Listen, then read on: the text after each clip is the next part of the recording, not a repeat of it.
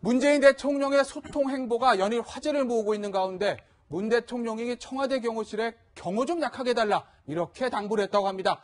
청와대 경호실은 문 대통령의 의중에 따라서 친근한 경호, 열린 경호, 그리고 낮은 경호의 원칙을 세웠다고 하는데 소통과 안전, 이 두 마리 토끼를 잡아야 하는 경호실의 고민은 깊어질 것 같습니다. 네, 관련한 이야기 한번 들어보도록 하겠습니다. 권위적인 대통령 문화를 청산하겠습니다.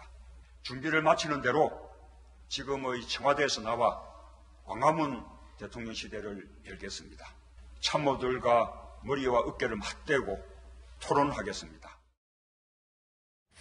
있잖아요. 열린 경호, 낮은 경호, 국민들 입장에선 좋은데 경호실 입장에서는 정말 머리가 굉장히 아플 것 같습니다. 청와대에 계셨으니까 낮은 경호, 열린 경호 이렇게 되면 경호실은 정말 바빠지겠네요. 그렇죠. 원래 네. 우리나라의 경호가 좀 약간 근대적인 초기에 강력한 네. 권위주의 정권 시절에 경호실의 경호 방식을 답습하고 권위주의요? 예. 아시겠지만 문고리도 그렇고 경호도 그렇고 대통령 거리를 차단하는 사람이 바로 권력 서열과 직결되기 때문에 아마도 제가 보기엔 대통령이 분단된 국가에서 경호란 측면도 있지만 권력적 측면에서 네. 대통령을 바라봤기 때문에 경호실이 오히려 예. 대통령의 안전을 위한다는 명분으로 예. 경호실의 권력들을 강화했다는 측면도 있는 것 같다는 측면이 있어서 아마도 그런 문제에 대해서 문재인 대통령이 아주 우려하면서 실제로 위험하지 않는 문제에 대해서는 근접 경호 말고 좀 근접에서 좀 떨어져 있는 네. 떨어져서 국민들에게 좀 보이지 않는 그런 밀착형 경호를 좀 하지 말아달라는 당부를 했기 때문에 예. 아마 경호실도 대통령의 뜻을 이어받아 경호실 직제도 좀 개편하고 해서 네. 아마 열린 경호의 자세로 할 텐데 그동안의 경호와 다르기 때문에 새로운 경호 수칙과 원칙을 만들라고 경호실 내부는 바빠지겠지만 국민과 거리가 가까워진 우리 국민들에게는 저런 대통령이 훨씬 더 반가울 것 같다는 생각이 듭니다. 네. 근데 저는 약간 걱정되는 측면도 있어요. 뭐 소통은 좋은데 그동안 뭐 예전에 박근혜 전 대통령이 그 대표 시절에 커터칼 피습도 있고 그 니퍼트 대사 피습도 있고 워낙 네. 지금 뭐 그 정치적으로 좌우 대립, 진보보다 대립이 좀 있는 상태니까 혹시 열린 경호하다가 대통령한테 위해를 가하는 그런 사람들이 툭 튀어나오지 않을까 그런 걱정도 되는데 네. 경호실 경호실 입장을 대변하신 거고요. 네. 제가 경호 네, 그러니까 왜냐하면 이제 경호라는 것은 만일의 사태를 대비하는 거기 때문에 철저할 필요는 있습니다. 예. 근데 지금까지의 경호를 보면 네. 드러나는 경호 아닙니까? 경호원들이 네, 그렇죠. 에워싸고 있고 에워싸고. 엄청난 차들이 앞뒤로 호위하고 있고 그러니까 이건 과시하는 경호였지 네. 실제 내실 있는 경호라고 보기엔 좀 어렵거든요. 그러니까 과시다. 차단해놓고 하는 경호는 누가 못합니까? 네. 저런 게 아니라 민간인으로도 위장도 하고 예. 그러니까 만일에 있을 사태를 다양한 그러니까 4차원으로 경호 시스템을 좀 업그레이드할 필요가 있는데 예. 지금까지의 경우는 보여주기식 경호 아니었나 뭔가 의전의 경호 네. 아니었나 그러니까 이제 IT가 발달해 있고 이 다양한 그 통신 장비를 활용할 수 있기 때문에 예. 뭔가 이번 이 문재인 그 시대를 맞이해서 경호도 한 단계 좀 업그레이드할 필요가 있지 않나 하는 생각이 듭니다. 열린 경호 쉽지는 않을 것 같아요. 네. 이게 사실 강화문 시대를 연다 그럴 때 예. 강화문은 빌딩들이 너무 높습니다. 그렇습니다. 예. 거기서 뭐 저격이라든지 이런 것도 문제되고 골목골목들이 많거든요. 네. 그렇기 때문에 글쎄요 이제 그렇기 때문에 주영훈 경호실장을 빨리 임명을 했었고 주영훈 경호실장이 해야 될 일이 상당히 많은 게 아닌가. 그래서 아마 해낼 것 같아요. 친근하고 낮은 경호지만 될 수 있는 그런 모습을 보지 않을까 생각이 듭니다. 예. 근데 한편으로는 이제 이런 얘기도 한다고 하더라고요. 비서실에서나 아니면 경호실에서나 서로 입장이 다르기 때문에 경호실에서 우리는 대통령을 보호하기 위해서 이렇게 해야 됩니다 하면 비서실에서는 우리도 대통령을 보호하려고 이렇게 국민과의 거리를 좁힙니다 해서 항상 이렇게 치열한 싸움이 있다고 하는데 그 치열한 싸움 국민들을 위해서 계속 이어가 주시길 바라고요. 저희는 이런 부분에도 좀 주목을 해보고 싶습니다. 이 경호가 여러 가지 화제를 낳다 보니까 예. 이런 부분도 여러분들도 아마 주말 내내 이 부분에 대해서 이야기를 들으셨을 거예요. 화제의 주인공 최영태 경호원인데요. 세상에 너무나 잘생기다 보니까 유일한 결격 사유가 잘생긴 게 아니냐 이런 얘기를 했는데 훈훈합니다. 문재인 후보 시절부터 네. 전담으로 경호를 했던 사람이라고요? 아마 제가 유일하게 말 걸어서 말을 꺼낸 사람이 아, 아닌가. 정말입니까? 얘기를 이 해보셨어요? 설교를 제가 문재인 후보 때 했는데 예. 너무 잘생겨서 저 진짜 잘생긴 거 아닙니까? 잘생긴 거 계속하니까 피 씻었으면 고마세요 이러던데 제가 인물도 너무 좋고 최영재 경원이죠. 네. 최영재 예. 경원인데 원래 장교 출신이고요. 네. 경찰로 이제 복귀를 했다 그러는데 이 최영재 경호원이 누리꾼들한테는 정말 인기가 너무 좋습니다. 외신에서도 인기입니다. 문재인 대통령도 네. 잘생겼지만 네. 최영재 경호도 잘생겼다. 이다 잘생긴 거 아니냐 이런 얘기를 좀 하고 있습니다. 실제로 보니까 잘생겼어요? 정말 잘생겼습니다. 본인보다 훨씬 잘생겼어요. 저는 사람도 아니지.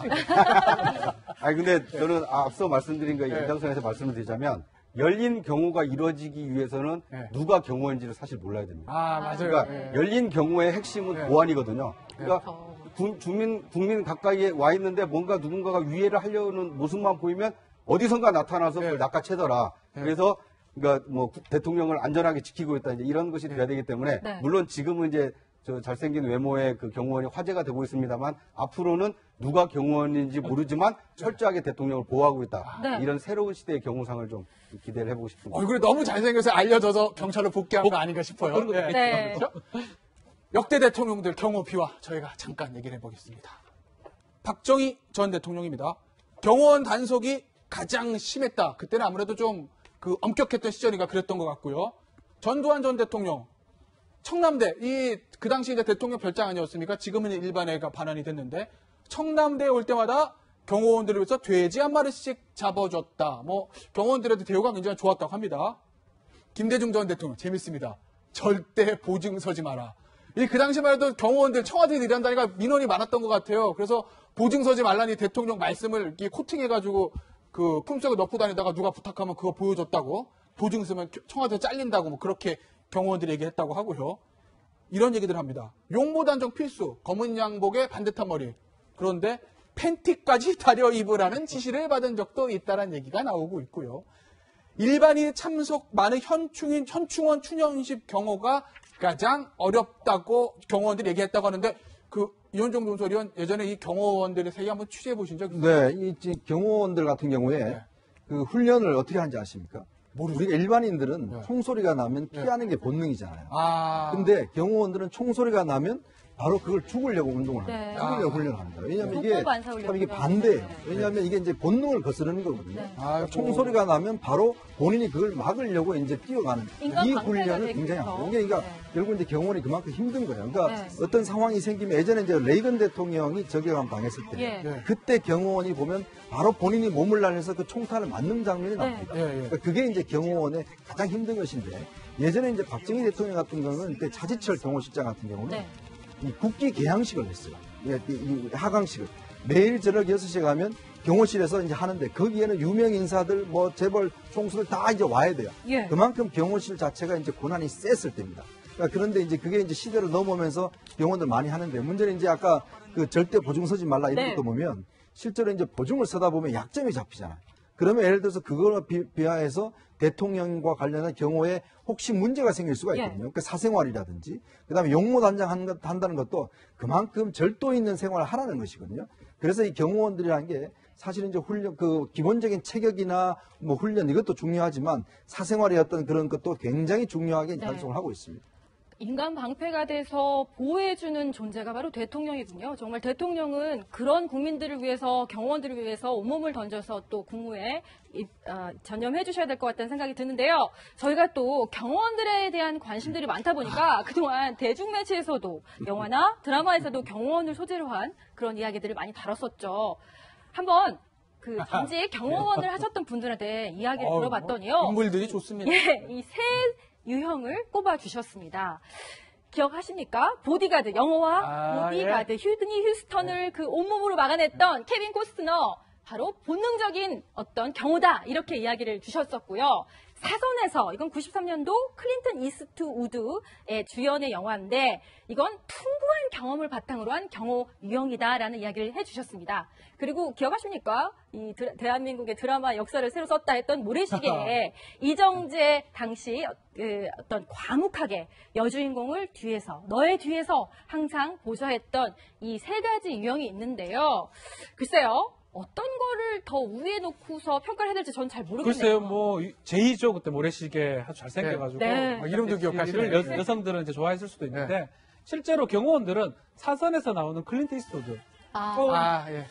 조금 나이는 좀 있어 신체 능력은 약간 떨어지지만 나중에 경험이나 이런 직관을 통해서 네. 경호를 해내는 이런 경우가 10번 정도 봤다고 하는 사람도 있더라고요. 10번이요? 경호원 중에. 그래서 실제로는 사선에서 나오는 클린트 젊은 클린트 이스트우드 이런 경우가 어쩌면 경호원한테 가장 맞지 않을까 이렇게 좀 보입니다. 그 서영원 소장 네. 저기 노무현 청와대에서 근무하실 때 그때는 경호실과 어떤 대통령 관계는 어땠나요? 저 다 거짓말이고요. 거짓말이에요? 그런 경우는 없고요. 없어요? 경호원들이 그 대통령을 지금까지 모시기 때문에 네. 1년에 한 번 정도 대통령의 경호 시범을 보여줄 때가 있습니다. 시범이요? 연무관에서 하는 거 맞나요? 네, 연무관에서. 근데 그 시범을 하기 전에 제가 연무관에 있는 체육관에 운동을 하러 다녔는데 그 시범을 준비하기 위해서 몇 달 전부터 연습을 하는데 그 연습을 보면 경호는 저런 멋있는 영화상에 나오는 게 아니라 온몸이 상처투성이고 사실 청와대 의무실이 있어서 대통령 비선 진료를 하고 있는 게 아니라 경호 업무가 너무나 힘들고 훈련들이 타박상과 골절들이 너무 많기 때문에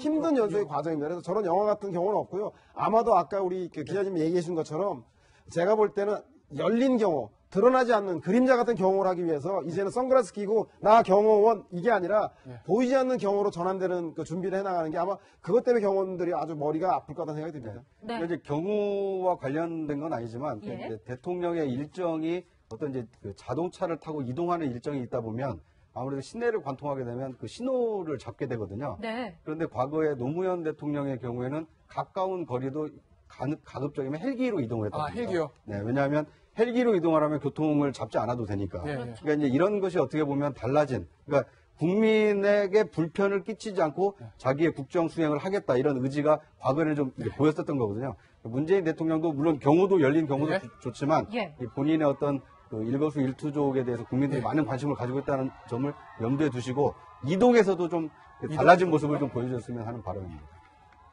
그동안 전직 대통령들과 국민들 사이에는 절대 메워지지 않는 심리적인 또 물리적인 간격이 있었던 게 사실입니다. 그래서 문재인 대통령이 지금까지 보여준 소통과 타일권위 행보가 매우 좋은 평가를 받고 있습니다. 이런 소통의 행보가 정권 초기에 단순히 보여주기식에 그치는 것이 아니라 임기 말까지 진정성 있게 지속되기를 바랍니다. 네, 박지훈 변호사님과는 여기서 인사드리겠습니다. 오늘 말씀 감사드립니다.